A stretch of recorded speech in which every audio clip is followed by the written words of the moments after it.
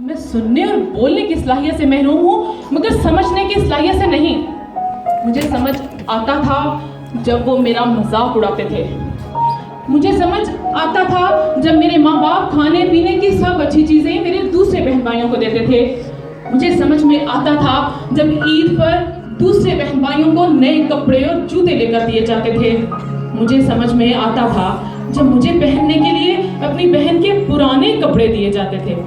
मुझे समझ में आता था जब मेरे माँ बाप दूसरे बहन भाइयों से बहुत प्यार करते थे।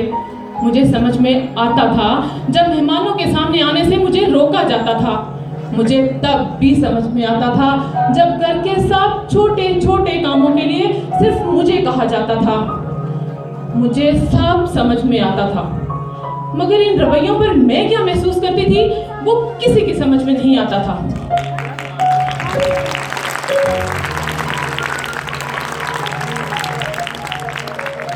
जब मैं स्कूल जाने की उम्र को पहुंची तो किसी के वहमो गुमा में भी ना था कि मैं पढ़ सकती हूँ, तालीम हासिल करके एक कारामद शहरी बन सकती हूँ, क्योंकि बस यही एक बात मेरी जिंदगी का हर फैसला करने के लिए काफी थी कि मैं कुव्वते समात व गोयाई से महरूम हूँ, तो मुझे जिंदगी की हर रनाई, हर खुशी और हर सहूलत से महरूम रहना चाहिए।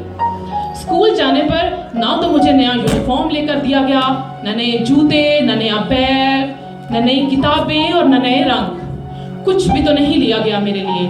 बस अपना बोझ स्कूल पर डालकर सब मुतमईन हो गए। लेकिन स्कूल जाकर जब अपने जैसे बहुत से दोस्तों को देखकर, उनसे मिलकर जो मुझे खुशी महसूस हुई वो नाकाबिले बयां है। स्कूल जाने पर मुझे पहली बार लगा मैं सुन नहीं सकती, मैं बोल नहीं सकती, मगर मैं इजहार जरूर कर सकती हूँ। मैं अपना दुख, अपनी खुशी बयान कर सकती हूँ।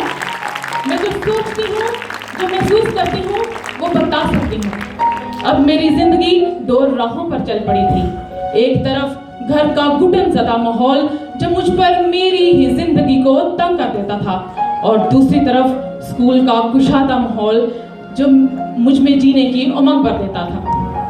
स्कूल में गुजरते दिन मुझ पर ये आश्कार करने लगे कि मैं नाकारा नहीं, मैं किसी के गुनाहों की सजा नहीं, मैं किसी के लिए आजमाइश नहीं, और मैं मुआशरे पर बोझ नहीं। मैं अपने तमाम उस्ताद इकराम की शुक्रगुजार हूँ जिन्होंने मेरे हाथ में कलम देकर, मेरा हाथ थाम कर मुझे लिखना सिखाया। और